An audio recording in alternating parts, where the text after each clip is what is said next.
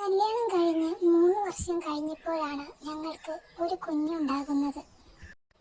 മോളായിരുന്നു. മോളെ പ്രസവിച്ചതിന് ശേഷം ഏട്ടൻ ആളാകെ മാറി.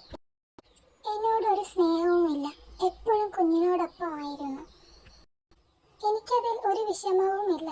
ഞങ്ങളുടെ മോളല്ലേ, ഏട്ടൻ സ്നേഹിക്കട്ടെ.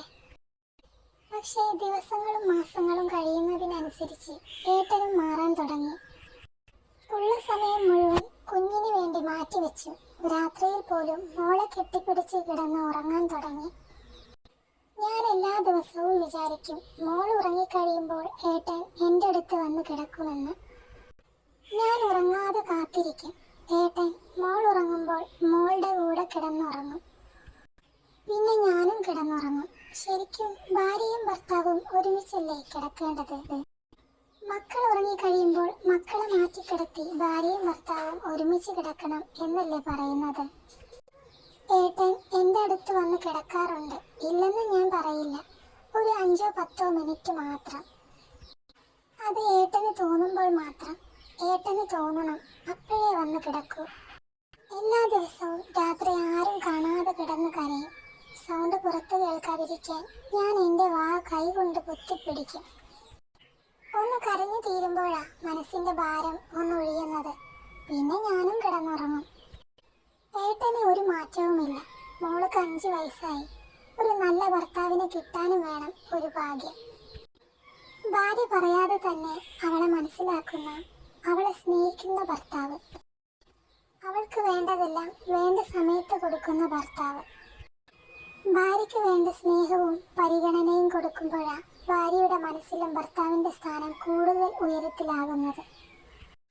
അങ്ങനെ വർഷങ്ങൾ കഴിഞ്ഞ് മോൾക്ക് 6 വയസ്സായപ്പോൾ ഞാൻ വീണ്ടും ഗർഭിണിയായി. ഒരുപാട് ബുദ്ധിമുട്ടും പ്രയാസങ്ങളും ഉണ്ടായിരുന്നു. അതെല്ലാം തരണം ചെയ്ത് മാസങ്ങൾ കടന്നുപോയി. രണ്ടാമത്തെ കുഞ്ഞിനെയും പ്രസവിച്ചു. അതൊരു ആൺകുഞ്ഞായിരുന്നു. ഞാനും ഏട്ടനും തമ്മിലുള്ള അകലം കുറച്ചുകൂടി കൂടി എന്ന് വേണം പറയാൻ. ഞങ്ങൾക്കിടയിലേക്ക് ഒരാളും കൂടി.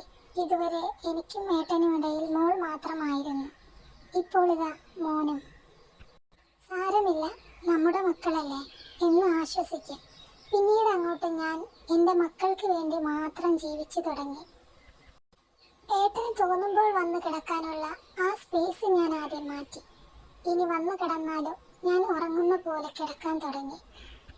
ഒച്ചയുണ്ടാക്കിയാൽ മോൻ ഉണരും. പിന്നെ ഭയങ്കര കരച്ചിലും ആയിരിക്കും എന്നറിയാവുന്നത് കൊണ്ട് ഏട്ടനൊന്നും മിണ്ടാതെ പോയി കിടക്കും.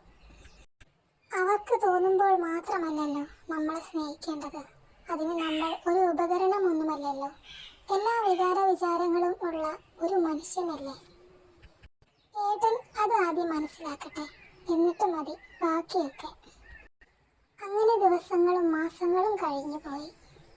ഏട്ടൻ എന്നെങ്കിലും എന്നെ മനസ്സിലാക്കുമെന്ന് വിചാരിച്ചുകൊണ്ട് ഞാൻ ഇപ്പോഴും ഏട്ടനോടുള്ള എൻ്റെ കുന്നോളം സ്നേഹം ഉള്ളിലൊതുക്കി ജീവിക്കുന്നു.